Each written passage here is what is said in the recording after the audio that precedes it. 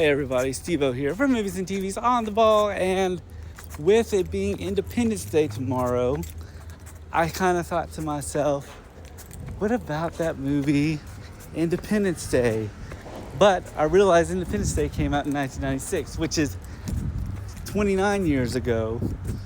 So this video is going to be discussing how would you rank it. Let me rephrase it. Independence Day was directed by Roland Emirick, who did films such as Godzilla, The Day After Tomorrow, The Patriot, and Stargate, which I think ended up becoming a television show with Stargate SG-1. And he also did 10,000 BC. He's done a couple other films that I've recently. I think he did The Patriot, which I feel like was probably his best role in best film that wasn't a disaster film. But I was just wondering, how would you rank the Roland Emirates? I liked Godzilla. I thought that was a movie that came out. It came out when I was 10, so I have kind of a nostalgia sort of love for that film, even though I know it's kind of not as good, especially the fact that I think there was a Godzilla film called Godzilla's Final Wars, where the Godzilla from the Tokyo, or the original Godzilla, fights this Godzilla from the movie and basically throws him into the Sydney Opera House. But I do think, The Patriot was good. It was the first film that I realized, after watching Harry Potter and the Chamber of Secrets, that Lucius Malfoy was the evil British guy. Day After Tomorrow, I thought was kind of the disaster movies. I think that would have been a good double feature with Independence Day, because Independence Day and Day After Tomorrow are good kind of disaster features, with films like Volcano, which wasn't directed by Roland Emirick, but I think that was good. It had Dennis Quaid and Jake Gyllenhaal, kind of a pretty 20-year-old Jake Gyllenhaal.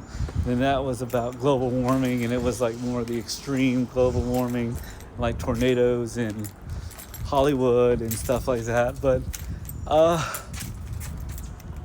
that's kind of the films that I think are pretty great. I would probably have to rank, now Stargate, which I think was basically I think they did a television show. And they had a couple spin-offs called Stargate SG-1, and then they had Stargate Atlantis.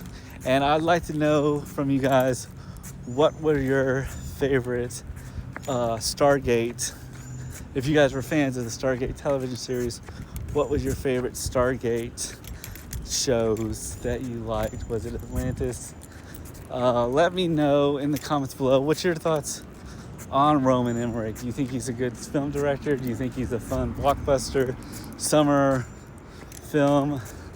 I think Independence Day, going back to that film, really put Will Smith on the map, because that film came out in 96, and The Fresh Prince of Bel-Air I think was wrapping up at that time. So that was his best kind of big film. And then, of course, Jeff Goldblum, who was in Jurassic Park in 93, came back for Independence Day and then showed back up for Jurassic Park The Lost World. So there's kind of a synergy there. But that's my viewpoints on Roland Emirick film. I think he's a pretty decent director. He's a popcorn director. He likes to watch things blow up, going back to Independence Day as well. How cool it was, not cool, but just the spectacle of seeing things, like landmarks blow up in 96.